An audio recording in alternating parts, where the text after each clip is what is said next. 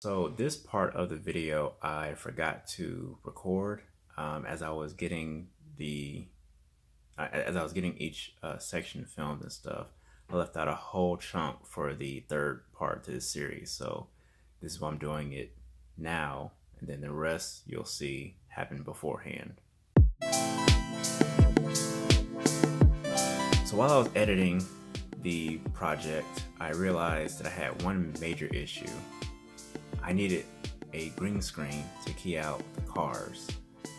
There were a handful of crucial shots that had cars flying by, but through rotoscoping, I had most, if not all, the cars removed. But if I had planned accordingly, I would have had a green screen on set to help that keying out process run a little easier, although that would have required more hands on set.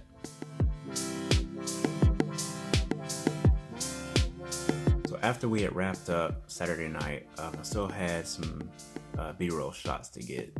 I went downtown maybe 3 or 4 times afterwards just to get certain B-roll shots. I had to get some makeup shots for scene 3, and I got B-roll like the sunset, the sunrise, and some various shots of the streets, which I also had to Photoshop cars from. Another new task for me in this project was getting a film score for it. Typically, I will make the music myself for any project that I have. It'll be kind of basic, simple, something just to serve the purpose of setting the mood. But this time I really wanted to alleviate that task for me and give it to somebody who actually has the musical knowledge and skill set. And that's where Jacob Ellison, aka Bro Jake, comes in. After talking with me about his desire for film score, after taking a master class, I decided to bring him onto the project. It was a slow process, so in the meantime, I just spent some hours just polishing up, trying to clean up the film as best as possible. And when I got that final soundtrack, it blew my mind. And let me tell you, there was so much emotion in that track that really reflected the mood of the film.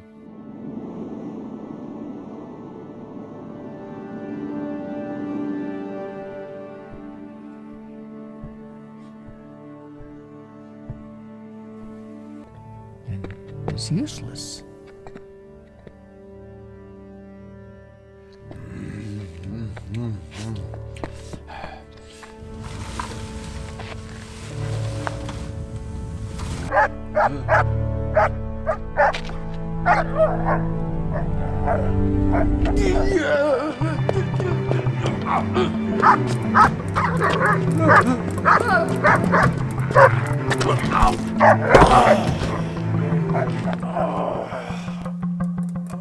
I really believe that track had brought the entire film together for me. The last new thing for me on this project was marketing the film. Even though it's a micro short film, I still did a film poster for it. I posted a handful of vague photos on Instagram that over time slowly revealed more and more information about the project and what it is. Had some vague quotes to accompany those photos. And then I finally released a teaser trailer for it. There's no one else. I haven't talked to a soul in months, since the incident happened. I feel like my death is drawing near. It's over. It's all over.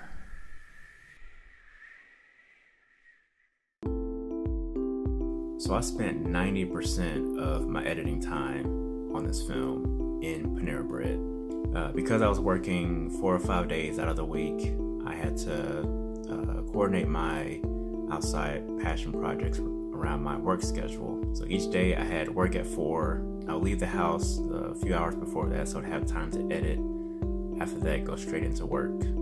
I had issues with my computer. Even though I had purchased a terabyte SSD and got an 8 gig RAM drive, I was still having issues with running Premiere smoothly. So that pretty much elongated my entire editing process.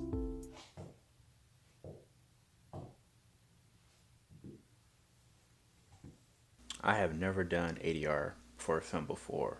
I had no idea what it was before I started doing this project. Having learned real quick how important it was to get sound in your film, I learned what I needed to, and I applied it to my project to serve the story. So I set up a makeshift recording booth or studio in my storage closet, and within that I built a sound muffling box to cover my microphone with, so that there is as little background noise as I can possibly maintain. So I had David come in, look at each scene as it plays out, and have him speak the monologues for each scene. And there's no one else monologue. There's no one else. I haven't talked to a soul in months, since the incident happened. I feel like my death is drawing near, but it'll be slow, painful. It's over. It's all over. He also did all of his grunts, which I kind of enjoyed watching and listening to.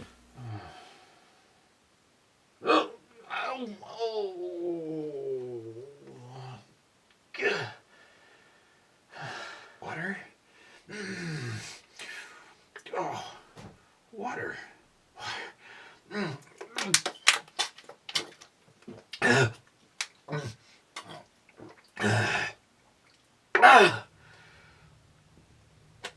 So after that, I did the rest of the sound design, which included the footsteps, the dog running, the water bottle, the trash, the journal sounds, the can of food.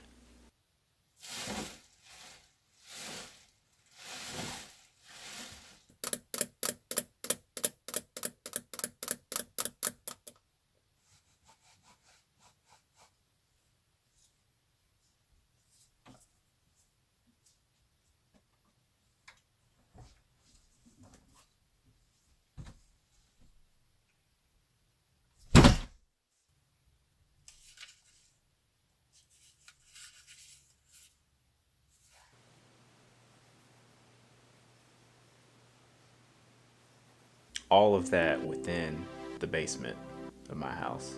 The other sound design elements I recorded on site, like the dog barking, some of the traffic and atmosphere noise. And then there was a small chunk of elements that I just I already had a sound library to work with to kind of add on to what I was already setting up. And then I kind of picked some stuff off of YouTube, just some small elements. So knowing how important sound is to a film, I took it seriously and really tried my best to basically achieve the results that I could get with the resources that I had. There were things that I really wish that I could have changed or done better with the sound design and mixing, but it was one of those things where I really just had to call it a day. Everybody has to just call it done.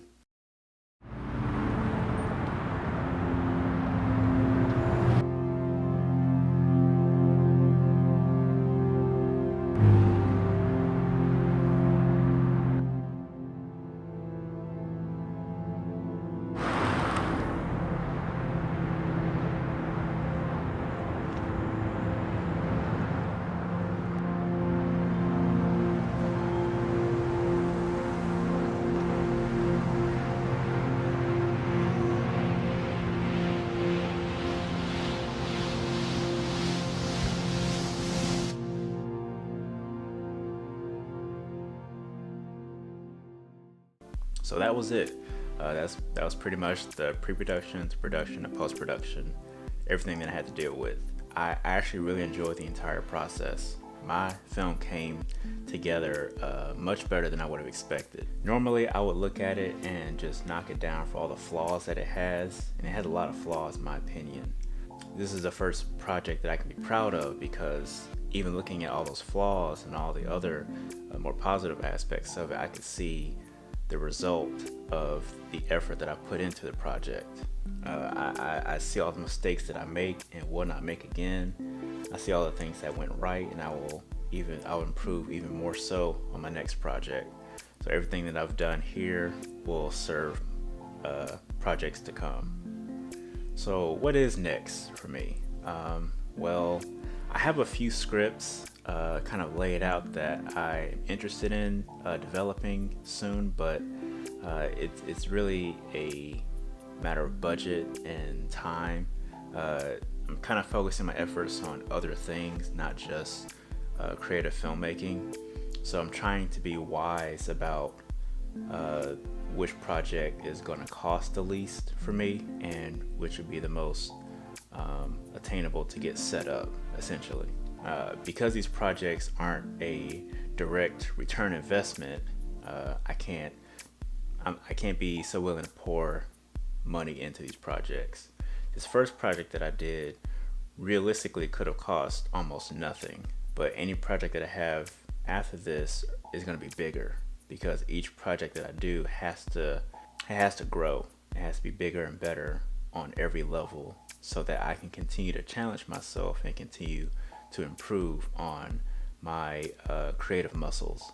So I really hope that you got a good insight into what it took for me to achieve what I got. I hope it serves as inspiration when you feel like your job is overbearing and keeping you from getting out in the world and creating content. Because from my experience, I can say that we really have no excuse. It took me about 6 months to put this 7-minute project together, but I got it done eventually, and I did not let my job interfere with me finishing this project.